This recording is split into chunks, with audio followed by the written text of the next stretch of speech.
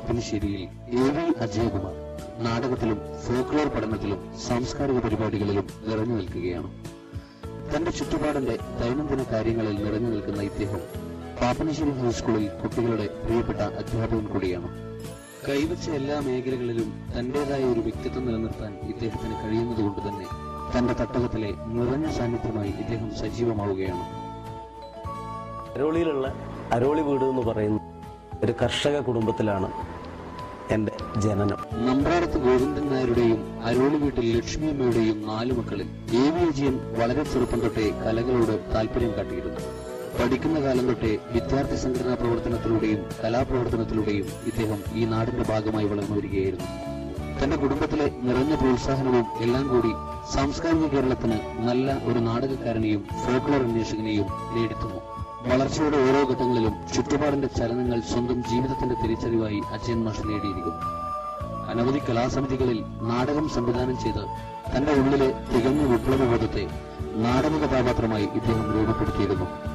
അനുദിനം ദുഷിക്കുന്ന ചുറ്റുപാടിനെ വേദനയോടെയും വിമർശനത്തോടെയും നേരിട്ട ഇദ്ദേഹം സാംസ്കാരിക രംഗത്ത് നിറയുക തന്നെയാണ്.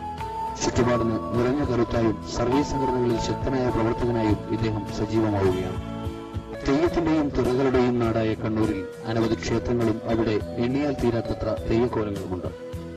സത്യവും മിഥ്യയുമായി നമ്മുടെ സാന്ത്വനമായ ഇത്തരം ആചാരാനുഷ്ഠാനങ്ങൾ എത്രയോ വർഷങ്ങൾക്കപ്പുറമുള്ള ചരിത്ര സൂക്ഷിപ്പുകൾ തന്നെയാണ്. ഓരോ വർഷം മുന്നോട്ട് കുതിക്കുമ്പോഴും ഓരോ ഇതളുകൾ എന്ന പോലെ അനുഷ്ഠാനങ്ങളിലും ആചാരങ്ങളിലും മാറ്റങ്ങൾ കണ്ടു പരീക്ഷിക്കുകയാണ്. ഈ മാറ്റങ്ങൾ പുതിയ തലമുറയ്ക്ക് മുന്നിൽ നിരീക്ഷണ പാഠമാക്കി രാവേറെ ഉറക്കമൊഴിഞ്ഞ് ക്ഷേത്രങ്ങൾ നടന്ന് അജയൻ മാഷ് സ്വരൂപിക്കുക തന്നെയായിരുന്നു. അന്ന് മുഴുവൻ സമയത്തും ഫീൽഡിൽ വർക്ക് ചെയ്തു. എനിക്ക് തോന്നുന്നു കണ്ണൂർ ജില്ലയിൽ അല്ലെങ്കിൽ വടക്കേ മലബാറിൽ ചെന്നെത്തപ്പെടാത്ത ഗ്രാമങ്ങളോ കാണാത്ത കാവുകളോ പരിചയപ്പെടാത്ത ആർട്ടിസ്റ്റുകളോ ഉണ്ടാവില്ല. ഒരുപക്ഷെ എനിക്ക് തോന്നുന്നത് ഫോസിൽസ് എന്ന് പറയുന്ന സംഘടന ഒരു ബിബ്ലിയോഗ്രഫി തയ്യാറാക്കാൻ വേണ്ടി ശ്രമിച്ചപ്പോൾ അതിൽ ഏറ്റവും കൂടുതൽ കോൺട്രിബ്യൂട്ട് ചെയ്ത ഒരാൾ ഞാനായിരുന്നു. ഓരോ കാലഘട്ടങ്ങളും മൺമറയുമ്പോഴും അവയോടൊപ്പം മൺമറയുന്ന അനവധി നാടൻ കളികളും പാട്ടുകളും ഇതിനെയെല്ലാം തേടിപ്പിടിച്ച് ഒരു കാലഘട്ടത്തിന്റെ ചരിത്രക്കുറിപ്പുകൾ പുതിയ തലമുറയ്ക്കായി സൂക്ഷിക്കുകയാണ് ഈ അധ്യാപകൻ. തന്റെ മുന്നിൽ അറിവിനായിരിക്കുന്ന കുട്ടികൾക്ക് മുന്നിൽ പാഠപുസ്തകങ്ങളിലെ പാഠങ്ങൾ മാത്രമല്ലാതെ അറിവിന്റെ പുതിയൊരു ലോകം തന്നെ തീർക്കാൻ ഇദ്ദേഹം ശ്രമിക്കുന്നു. വായിച്ചും കണ്ടറിഞ്ഞും ഇതെല്ലാം വളരുന്ന തലമുറയ്ക്ക് കൈമാറ്റം ചെയ്തുകൊണ്ട് അജയൻ മാഷ് കുട്ടികൾക്ക് പ്രിയപ്പെട്ട അധ്യാപകനായി മാറിയിരിക്കുന്നു. അഖില കേരള നാടകോത്സവത്തിൽ ഏറ്റവും നല്ല സംവിധായകനുള്ള യുവതാര ട്രോഫി അടക്കം അജയൻ മാഷ് തേടിയെത്തിയ പുരസ്കാരങ്ങൾ നിരവധിയാണ്. തനിക്ക് സമൂഹത്തോട് പറയാനുള്ളത് ചങ്കൂറ്റത്തോടെ പറഞ്ഞ് കാണികളുടെ കയ്യടി വാങ്ങിയ അജയൻ മാഷ് അനവധി കലാസമിതികളുടെ നാടകങ്ങൾക്ക് വിധികർത്താവായിട്ടുമുണ്ട്. തന്റെ ചുറ്റുവട്ടത്തെ കലാസമിതികളിലെ പ്രവർത്തകന്മാർക്ക് നിർദ്ദേശകനായും സംവിധായകനായും ഇപ്പോഴും നിറഞ്ഞു നിൽക്കുന്ന ഇദ്ദേഹം കീച്ചേരിയിലെ വീട്ടിൽ ഫോക്ലോർ പഠനവും തുടരുകയാണ്. തന്റെ ഉള്ളിലെ ആശയങ്ങൾക്ക് വേണ്ടി നിരന്തരം പ്രയത്നിക്കുന്ന ഇദ്ദേഹം അനവധി കാലത്തിന്റെ ചരിത്ര സൂക്ഷിപ്പുകാരൻ തന്നെയാണ്. കാരണം കൃഷിയില്ലാത്ത നാട്ടിലെ നാട്ടിപ്പാട്ടും കൈമോശം വന്ന ചിമ്മാനക്കളി, മാർഗംകളി ഇതിന്റെയെല്ലാം പഴമ തേടുന്ന ഇദ്ദേഹം കുട്ടികളുടെ ബോധങ്ങളിൽ ഇതെല്ലാം പകരാൻ തന്നെയാണ് ശ്രമിക്കുന്നത്.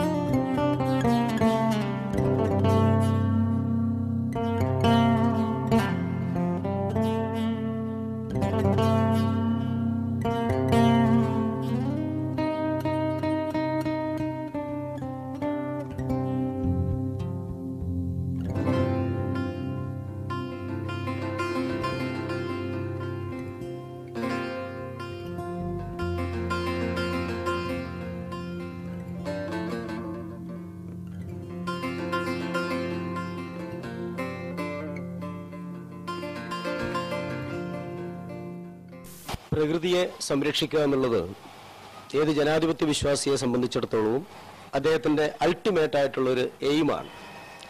അങ്ങനെയാണ് പാപ്പിനിശ്ശേരിയിലെ ഒരു സംഘം ചെറുപ്പക്കാർ, അതുപോലെ തന്നെ വിശ്രമ ജീവിതം നയിച്ചവർ, രാഷ്ട്രീയ പ്രബുദ്ധതയുള്ള ഒരു സംഘം ആളുകൾ അവർ ചേർന്ന് പാപ്പിനിശ്ശേരി ഇക്കോ ടൂറിസം സൊസൈറ്റി എന്ന് പറയുന്ന ഒരു സംഘടന ഉണ്ടാക്കുക. ആ സംഘടന ഉണ്ടാക്കുകയും അത് രജിസ്ട്രേഷൻ നടത്തുകയും ചെയ്തതിന് ശേഷമാണ് വളപട്ടണം തീരപ്രദേശത്തുണ്ടാവുന്ന പ്രശ്നങ്ങൾ മുഴുവൻ ഞങ്ങൾ മനസ്സിലാക്കുന്നത്.